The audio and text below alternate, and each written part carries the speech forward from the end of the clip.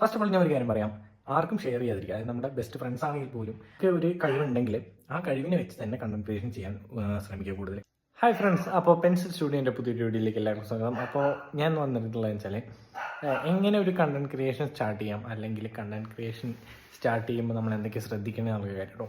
First of all ഞാൻ ഒരു കാര്യം പറയാം, ആർക്കും ഷെയർ ചെയ്യാതിരിക്കുക. അതായത് നമ്മുടെ ബെസ്റ്റ് ഫ്രണ്ട്സ് ആണെങ്കിൽ പോലും അവർക്കാർക്കും അയച്ചു കൊടുക്കാതിരിക്കുക. കാരണം വാട്സപ്പിലാണെങ്കിലും ലിങ്ക് കാര്യങ്ങളായിട്ടോ അങ്ങനെ ഒന്നും ഫാമിലി ഗ്രൂപ്പിലേക്കോ അങ്ങനെ ഒന്നും ഷെയർ ചെയ്യാതിരിക്കുക. കാരണം വെച്ചാൽ നമ്മളെ കൂടെ ഉള്ളവരാണ് നമ്മളെ സപ്പോർട്ട് ചെയ്യാത്തത് കേട്ടോ.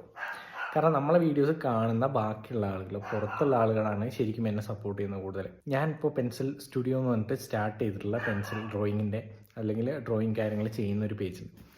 ആ പേജ് എടുത്ത് നോക്കുകയാണെങ്കിൽ എൻ്റെ പേഴ്സണൽ പേജിൽ എന്നെ സപ്പോർട്ട് ചെയ്യുന്ന അല്ലെങ്കിൽ എന്നെ ഫോളോ ചെയ്യുന്ന എത്രയോ ആളുകളുണ്ട് എന്നെ അറിയുന്നത്. അതിൻ്റെ ഒരു 1/4 ഭാഗം പോലും ആളുകൾ എന്നെ സപ്പോർട്ട് ചെയ്യുന്നില്ല. കാരണം എൻ്റെ ബെസ്റ്റ് ഫ്രണ്ട്സ് ആണെങ്കിൽ പോലും എൻ്റെ അടുത്തറിയുന്ന കുറച്ച് ഫ്രണ്ട്സ് എന്നെ സപ്പോർട്ട് ചെയ്യുന്ന വീഡിയോസ് അവർ കാണാറുണ്ട്. ഓക്കെ, ദെൻ അല്ലാതെ നമ്മുടെ എന്താ പറയുക ബാക്കിയുള്ള ആളുകൾ ഒരിക്കലും നമ്മളെ സപ്പോർട്ട് ചെയ്യുന്നില്ല. അപ്പോൾ ആരും ഫസ്റ്റ് ഷെയർ ചെയ്യാതിരിക്കുക. കാരണം നമുക്ക് ഒരു കഴിവുണ്ടെങ്കിൽ ആ കഴിവിനെ വെച്ച് തന്നെ കണ്ടന്റ് ക്രിയേഷൻ ചെയ്യാൻ ശ്രമിക്കുക കൂടുതൽ. ആ കഴിവ് ബാക്കിയുള്ള ആളുകളിലേക്ക് യൂസ് ആകും. കാരണം നമ്മൾ അടുത്തറിയുന്ന ആളുകൾക്ക് യൂസ് ആവില്ല. അപ്പോൾ ഞാൻ ഡ്രോയിങ്ങാണ് ചെയ്യുന്നത്. അപ്പോൾ ഡ്രോയിങ് ചെയ്യുന്ന ആരും അല്ല എൻ്റെ ഫ്രണ്ട്സ്. എല്ലാവരും എന്ന് വെച്ചാൽ ആരും അങ്ങനെ ഡ്രോയിങ്ങിനെ സപ്പോർട്ട് ചെയ്യുക അല്ലെങ്കിൽ അത് ചെയ്യുന്ന ആളുകളല്ല.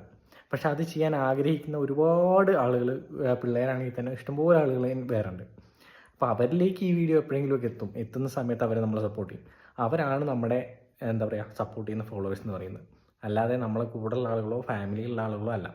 അപ്പോൾ ആരെങ്കിലും സ്റ്റാർട്ട് ചെയ്യാൻ ആഗ്രഹിക്കുന്നുണ്ടെങ്കിൽ ഫസ്റ്റ് ഓഫ് ഓൾ സ്റ്റാർട്ട് ചെയ്യാം. ബട്ട് നമ്മളെ വേണ്ടപ്പെട്ടവർക്കാണെങ്കിൽ പോലും ഫാമിലി ഉള്ള ആൾക്കാണെങ്കിൽ പോലും അയച്ചു കൊടുക്കാതിരിക്കുക.